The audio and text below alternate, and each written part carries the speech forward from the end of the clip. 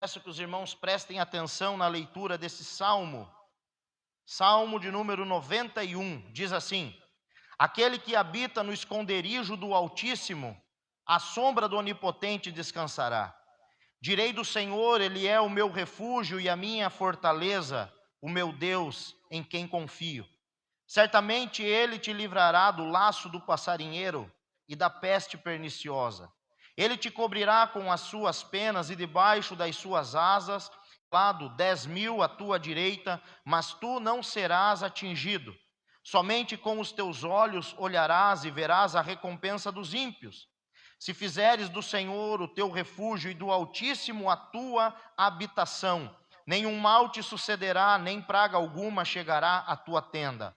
Pois aos seus anjos dará ordem ao teu respeito, para te guardarem em todos os teus caminhos. Eles te sustentarão nas suas mãos, para que não tropeces em alguma pedra. Pisarás o leão e a cobra, pisotearás o grande leão e a serpente. Porque ele me ama, diz o Senhor, eu o livrarei.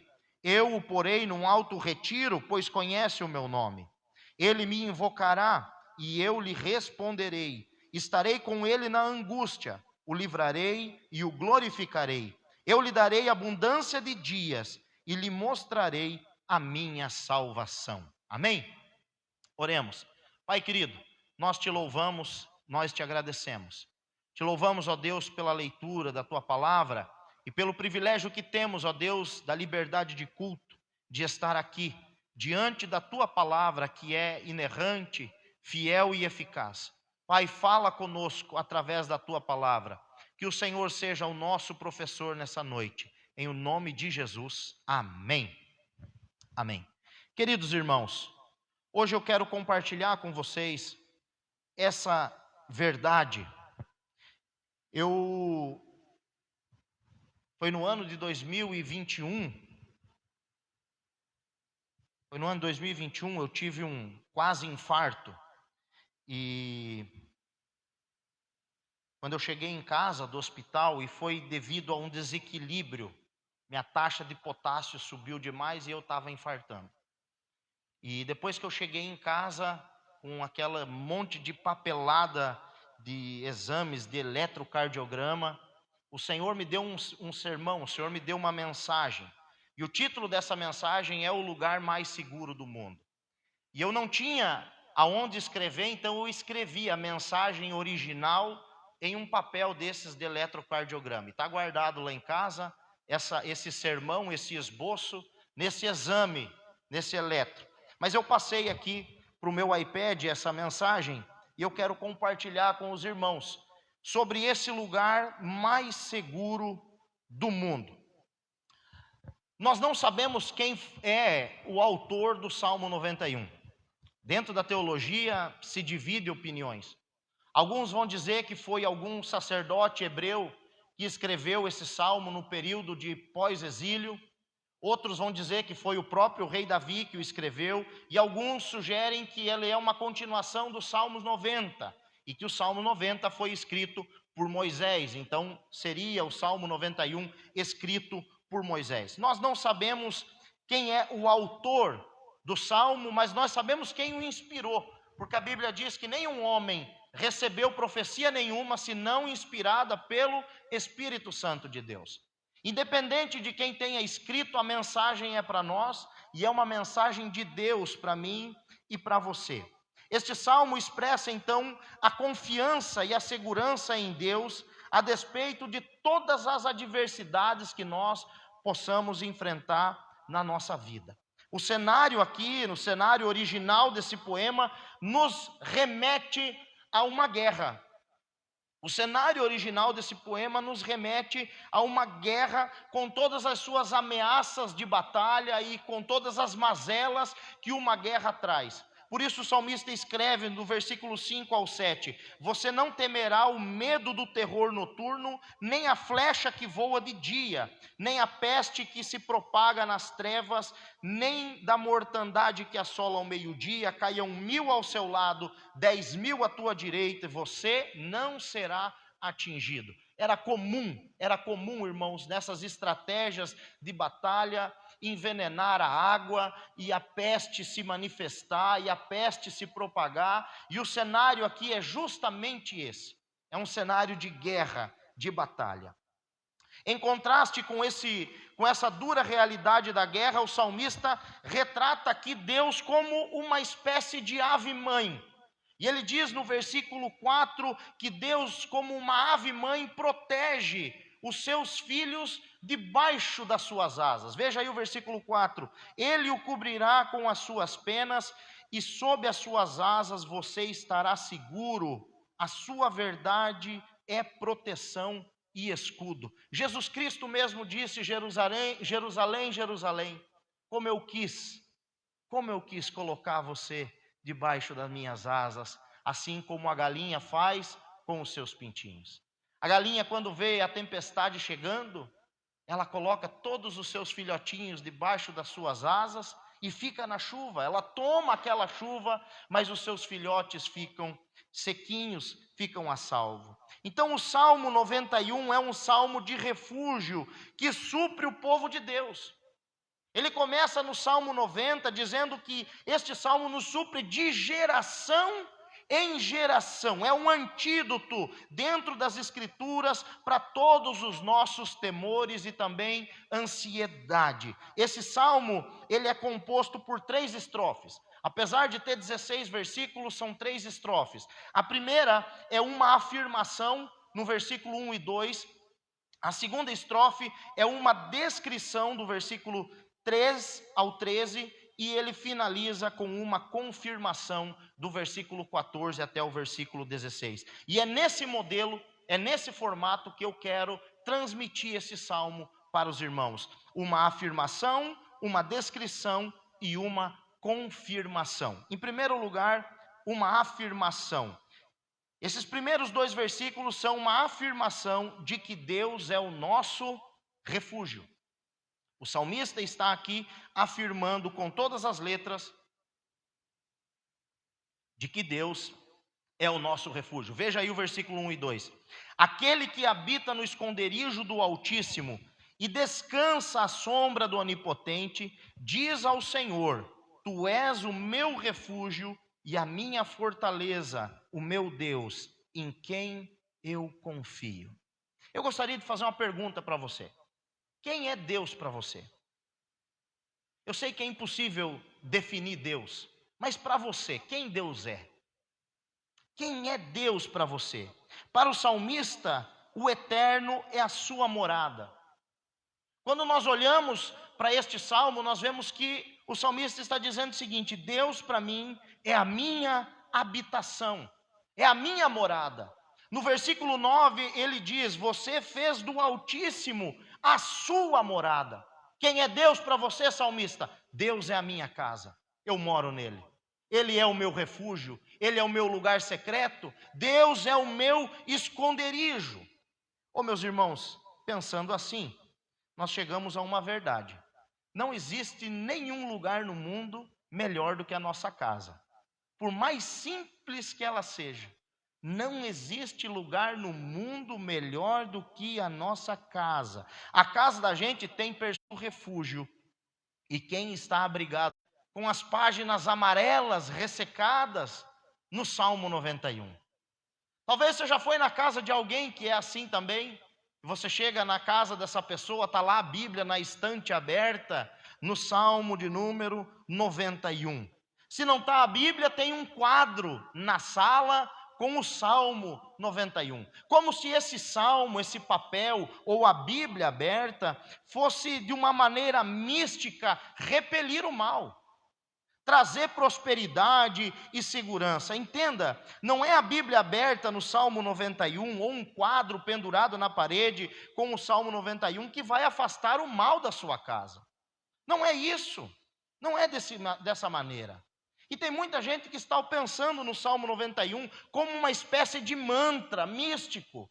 E não é isso que Deus quer para nós. Vale a pena lembrar, meus queridos irmãos, que uma passagem desse Salmo, em específico o versículo 11 e 12, foi citado pelo próprio Satanás. Satanás conhece o versículo 11 e 12. E ele citou para Jesus lá no deserto, Quando ele levou Jesus sobre o alto do templo e disse para Jesus pular de lá. Ele citou o Salmo 91. E ele disse para Jesus, Mateus 4, versículo 6, e disse: se você é o Filho de Deus, jogue-se daqui, porque está escrito: aos seus anjos ele dará ordens ao seu respeito, e eles o sustentarão nas suas mãos, para que você não tropece em alguma pedra. Então não pense que ficar com a Bíblia aberta, lá na sala da sua casa, no Salmo número 91, vai impedir alguma coisa, não. O diabo conhece esse salmo. Ou abrir a Bíblia e deixar lá no seu comércio, ou um quadro enorme do Salmo 91, pensando que isso é uma espécie de proteção. Não é isso. O que nos protege não é o Salmo, mas o Deus a qual o Salmo revela. O que nos protege não é a Bíblia aberta, mas é a palavra nos nossos corações. Então nós precisamos largar mão desse misticismo. E diante desse Salmo nós somos encorajados a crer em quem? No Salmo ou em Deus? Em Deus, em Deus. Então, pois seja qual for a batalha física, financeira, emocional, espiritual, nós encontramos refúgio no Senhor. O que é que você está sofrendo? Deus tem refúgio para você. Qual é a sua dificuldade? Qual é a sua dor? Deus tem um refúgio para você. Você está sendo perseguido pelo quê? Deus tem refúgio para você. Deus tem uma resposta. Que refúgio nós podemos encontrar no Senhor hoje? Qual refúgio que esse salmo nos revela? Bom, em primeiro lugar, livramento contra as armadilhas do inimigo. Veja aí o versículo 3: pois ele livrará você do laço do passarinheiro e da peste perniciosa. Ô meus irmãos, quando eu era pequeno eu era terrível. Louvado seja Deus que me encontrou, mesmo nascendo num lar cristão. Eu era um piazinho bem legal. Eu quebrei 3 vezes cada braço, irmãos, para os irmãos terem só uma noção de como que eu era. Mas diz o texto, e eu vou contar para vocês o porquê disso. Na versão King James, versículo 3 diz assim: ele te livrará do laço do inimigo ardiloso e da praga mortal. Ele te livrará do laço do inimigo ardiloso e da praga mortal. Isso significa o quê? Que aquele que se refugia em Deus e faz do Altíssimo a sua morada, encontra em Deus livramento contra todas as armadilhas do diabo. Qual é a armadilha aqui que está revelada no Salmo? O laço do passarinheiro. Você sabe o que é isso? É uma espécie de arapuca. Por isso que eu disse, o modelo mais leve, e eu gostava de fazer isso quando eu ia lá na casa do meu nono e da minha nona. Eu debulhava uma espiga de milho, pegava um balaio, amarrava uma cordinha num graveto, ficava escondido, erguia o balaio, colocava em cima do graveto e o milho ali. E esperava as galinhas e os patos ir comer. Quando eles entravam dentro, eu puxava. Essa era a minha alegria de ver aqueles animais desesperados se debatendo dentro daquele balaio. Eu dava risada de doer a barriga de tanto que eu ria e achava graça naquilo. E é exatamente isso que o Salmo está dizendo. O laço do passarinheiro é uma armadilha para laçar o pé das aves. Ou seja, o inimigo prepara uma isca que aparentemente é atraente aos olhos e está dando bobeira ali, e a ave sai voando do seu esconderijo para pegar aquela isca que está fácil de pegar, e quando ela menos percebe, ela está laçada pelo pé e na mão do inimigo. Deus nos livra dessas armadilhas. Quem está escondido no Senhor, quem habita no Senhor, quem tem o Senhor como a sua morada, se livra do laço do passarinheiro.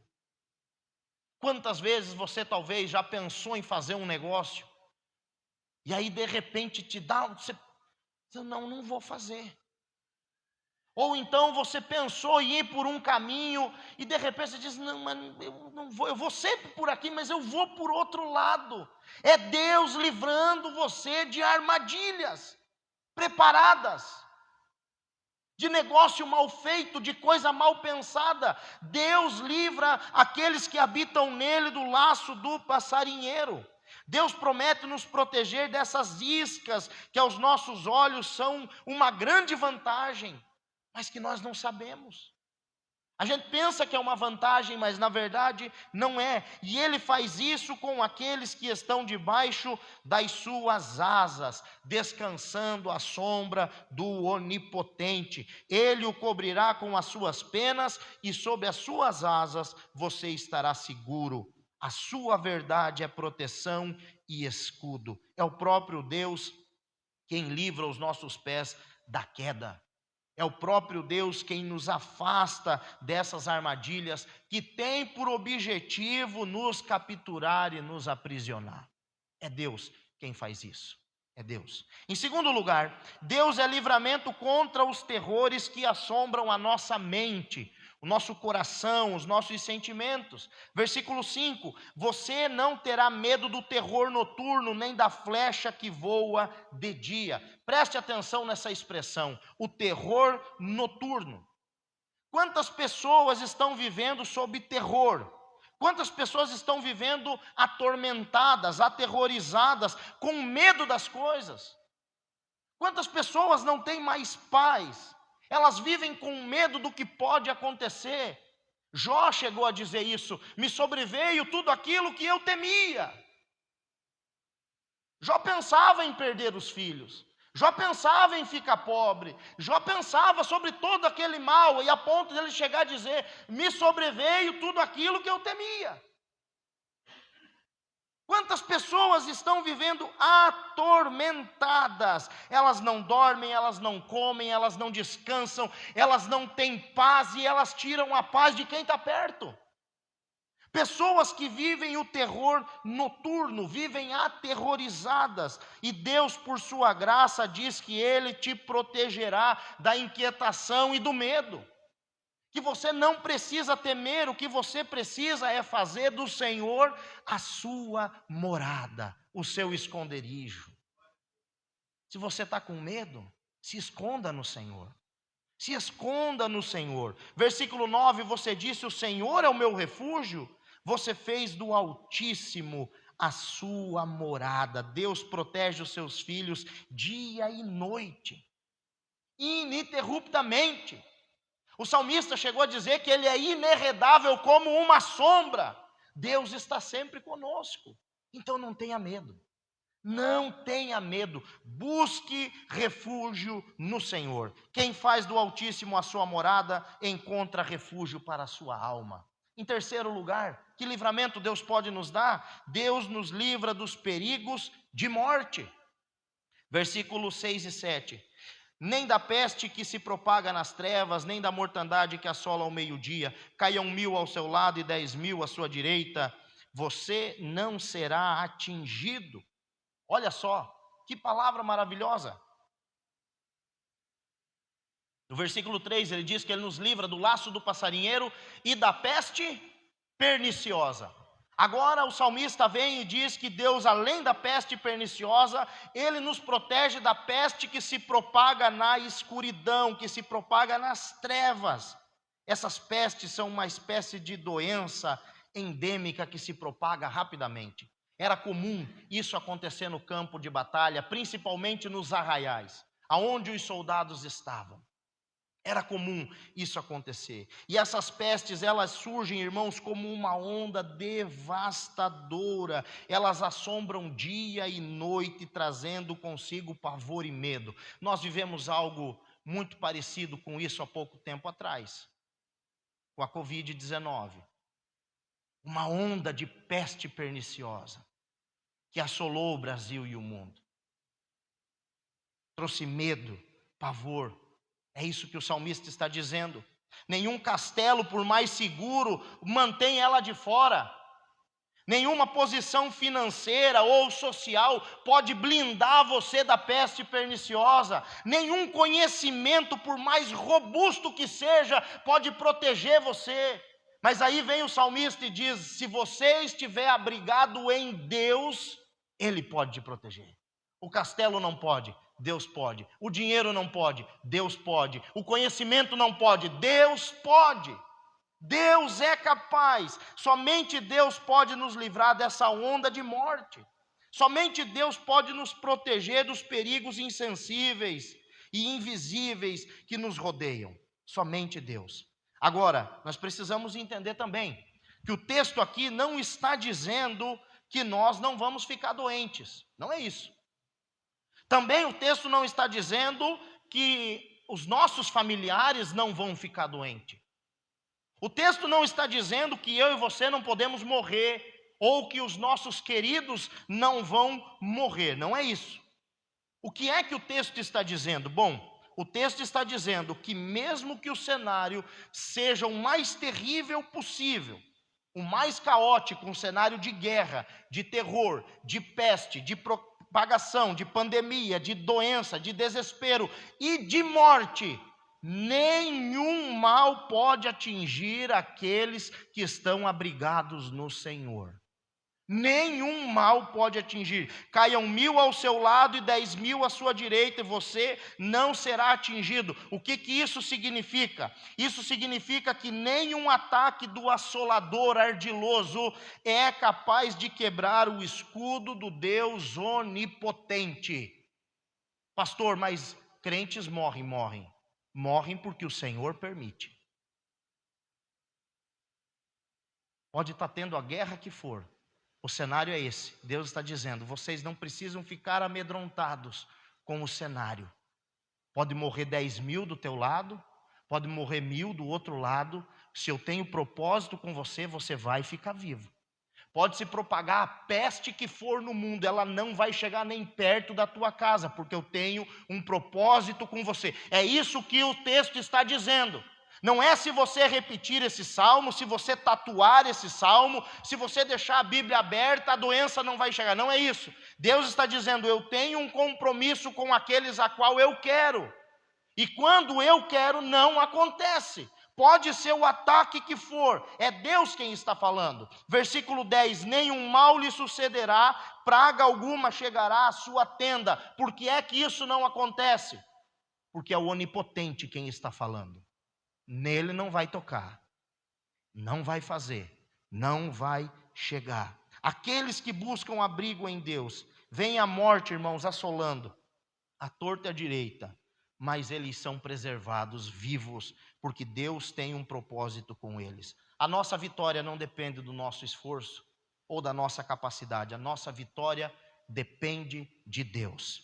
Em quarto lugar, Deus nos livra do próprio diabo, diz o texto. Ele nos livra das armadilhas, Ele nos livra das doenças, Ele nos livra dos temores do nosso coração. Mas em último lugar, o texto diz que Deus nos livra do próprio Satanás. Versículo 13: você pisará o leão e a cobra, com os pés esmagará o leãozinho e a serpente. O inimigo do homem é o diabo. Tenha isso em mente. O diabo não é inimigo de Deus. Não existe nenhum ser que se contraponha a Deus. Deus é todo poderoso. O diabo é nosso adversário. Ele tenta contra as nossas vidas. E a prova de que o nosso Deus é real é justamente nós termos um adversário espiritual que está todo o tempo trabalhando para nos destruir. Isso prova que o nosso Deus existe. O diabo não é adversário de Deus, ele não é oponente para Deus, ele é o nosso adversário. E a Bíblia revela para nós as duas faces do diabo. A primeira, que ele é um leão faminto, e a segunda, que ele é uma velha serpente. 1 Pedro 5,8 diz: sejam sóbrios e vigilantes, o inimigo de vocês, o diabo, anda em derredor como um leão que ruge, procurando alguém para devorar. Essa é uma face do diabo. E a outra face é a face da serpente, Apocalipse 12:9. E foi expulso o grande dragão, a antiga serpente que é chamado de Diabo e Satanás, o sedutor de todo o mundo. Ele foi atirado para a terra e com ele os seus anjos. Então Satanás tem duas faces. Uma é de um leão faminto, rugindo, andando ao nosso derredor, fazendo bagunça, buscando a quem possa devorar. Porém, ele tem uma outra face, a face de serpente sedutor. E essa serpente, irmãos, vem enganando a humanidade desde o Éden. O diabo é muito mais perigoso como sedutor do que como torturador. Ele causa muito mais mal com a sua sedução do que com o barulho que ele faz. Existem armadilhas de morte, irmãos, no mundo espiritual que nós desconhecemos. Existem coisas que estão acontecendo que são desconhecidas, completamente desconhecidas. Guerras que estão sendo travadas em uma dimensão muitas vezes desconhecidas por nós. E o apóstolo Paulo nos alertou lá em Efésios capítulo 2, versículo 2, dizendo que Satanás atua nas potestades do ar. Ele é o príncipe das trevas. Mas aqueles que estão abrigados no Senhor encontram uma promessa de proteção contra os perigos do próprio mal, do próprio diabo. Olha o que Deus fala para nós no versículo 11. Porque aos seus anjos, Ele dará ordem ao seu respeito, para que guardem você em todos os seus caminhos. Eles o sustentarão nas suas mãos, para que você não tropece em alguma pedra. Quem são os anjos? Os anjos são ministros de Deus que trabalham em nosso favor. São mensageiros de Deus que trabalham em nosso favor. Quando nós andamos, é isso que o texto está dizendo, quando nós andamos nos caminhos do Senhor, o próprio Deus envia os seus anjos para nos guardar, para nos proteger, para pelejar por nós, para lutar essas guerras e essas batalhas que nós desconhecemos, que nós nem imaginamos, mas Deus está nos protegendo, nos guardando, cuidando dos seus, daqueles que fizeram do Senhor a sua morada. Veja que a promessa de Deus para os seus filhos é de vitória contra Satanás. Ele falou isso em Romanos 16:20, e o Deus da paz em breve esmagará Satanás debaixo dos pés de vocês. A graça de nosso Senhor Jesus esteja com vocês. Essa é a promessa de Deus. Você é guardado pelo Senhor. Deus livra você para que você pise na cabeça do leão, na cabeça da serpente. É o que o texto está dizendo. Ele dá ordem aos seus anjos para lutar por você, para guardar você, para proteger você, para que você não tropece nessas artimanhas e armadilhas que o diabo coloca na sua vida. Mas em terceiro e último lugar, nós chegamos à última estrofe, que é a estrofe da confirmação. Uma confirmação feita pelo próprio Deus de que Ele é de fato o nosso refúgio. Essa é a confirmação. Do 14 ao 16 diz assim: Deus diz: porque a mim se apegou com amor, eu o livrarei, eu o protegerei, porque conhece o meu nome. Ele me invocará e eu lhe responderei. Na sua angústia estarei com ele. Eu o livrarei e o glorificarei. Vou saciá-lo com longevidade e lhe mostrarei a minha salvação. Essa última estrofe do Salmo é a confirmação feita pelo próprio Deus. O que isso significa, pastor? O Salmo começa com o homem falando e termina com Deus respondendo o homem. Do 14 ao 16 não é mais o homem que fala. Do 14 ao 16 é Deus respondendo a essa resposta positiva do homem. Note o que ele diz aqui no versículo 14. Deus diz. Deus diz, porque a mim se apegou com amor. Eu o livrarei. Agora o salmista traz à tona, o salmista revela a voz do Eterno. E esse cântico revela para nós a voz do Eterno em palavras de conforto e de misericórdia para o seu povo. Deus diz: porque a mim se apegou com amor, eu o livrarei, eu o protegerei, porque conhece o meu nome. Oh, meus irmãos, nós devemos nos apegar a Deus com amor. E por que é que você está servindo a Ele com medo de ir para o inferno? Tem muita gente que não está servindo a Deus porque o ama, mas está servindo a Deus porque tem medo de ir para o inferno. A resposta do Senhor, o comprometimento do Senhor aqui é com aqueles que se apegam a Ele com amor.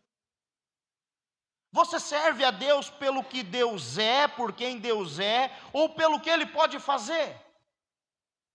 Porque se você está servindo a Deus pelo que Deus pode fazer, você não se apegou a Ele com amor. Você se apegou a Ele por interesse. Se você serve a Deus porque você tem medo de ir para o inferno, você não se apegou a Ele em amor, você se apegou a Ele com medo. E Deus está dizendo: eu tenho compromisso com aqueles que me amam, com aqueles que conhecem o meu nome.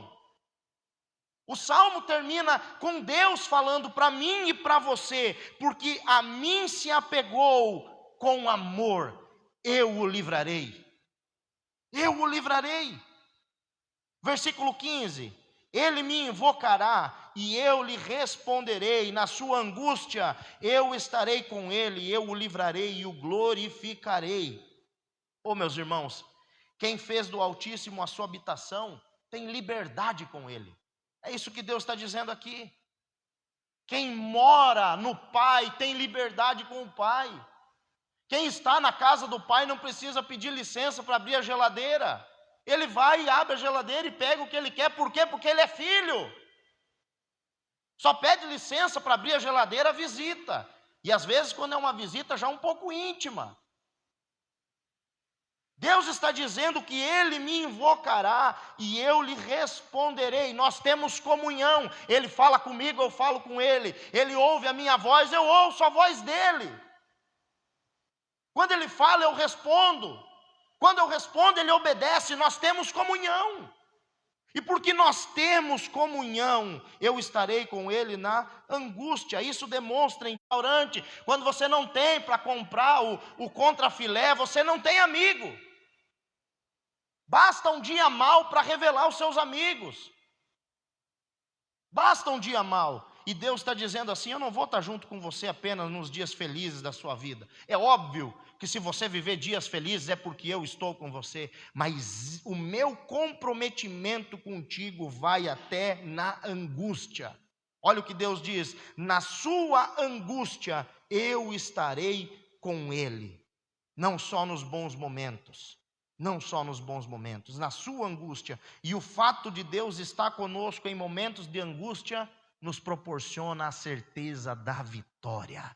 Porque nós não estamos sozinhos, nós vamos vencer. Porque Deus está comigo, eu vou vencer. Não por mim mesmo, mas porque Ele está comigo. E Ele termina dizendo: eu o livrarei e o glorificarei. É Deus quem faz. Em último lugar, versículo 16, outra promessa de Deus: vou saciá-lo com longevidade e lhe mostrarei a minha salvação. Olha que salmo maravilhoso. Deus está dizendo o seguinte: eles viverão tempo suficiente. Eles viverão tempo suficiente. A cada um de nós, Deus nos deu uma medida de tempo. Alguns vivem muitos anos. Outros vivem dias, alguns não chegam nem a nascer. Cada ser humano tem uma medida de tempo. Agora, uma coisa é certa: se nós permanecermos aqui nesse mundo, é porque Deus tem algo a realizar nas nossas vidas. Se estamos vivos, é porque aquele que começou a boa obra não a concluiu ainda. Se nós estamos aqui, é porque Deus tem algo ainda a fazer nas nossas vidas, a cumprir nas nossas vidas. Oh, meus irmãos, se nós estamos aqui nesse mundo, é porque Deus tem um propósito ainda conosco. Por isso eu não creio no acaso, eu creio na providência de Deus. Eu creio na providência de Deus. E o salmista vai dizer: todos os meus dias foram escritos nos teus livros, antes mesmo que nenhum deles viesse a existir. É a providência de Deus. O que isso significa? Que ninguém é recolhido antes do tempo. Ninguém é recolhido antes do tempo. Uma pessoa pode partir jovem e mesmo assim partiu debaixo dessa promessa, rico de dias, porque viveu escondido no Senhor.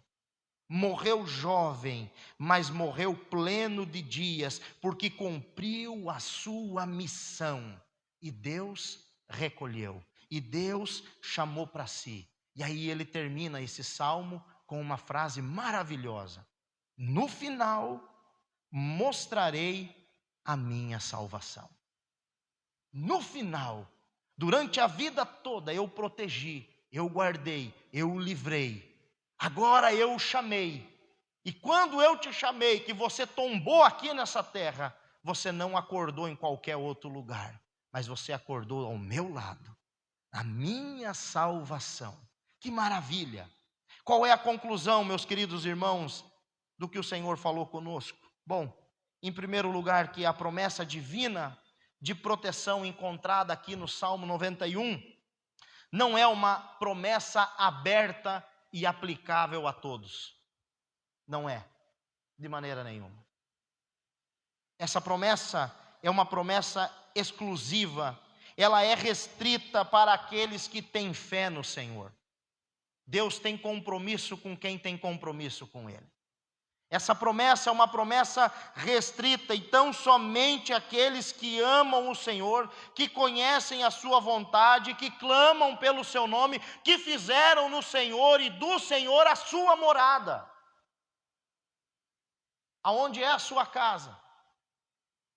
Quem lembra do discurso duro de Jesus, falando da sua própria carne, do seu próprio sangue, e as multidões começaram a sair, porque duro era aquele discurso, e Jesus olhou para os 12 e disse: vocês não querem ir junto? E Pedro não disse: para onde iremos nós? Pedro olhou para Jesus e disse: para quem iremos nós? Para quem iremos nós?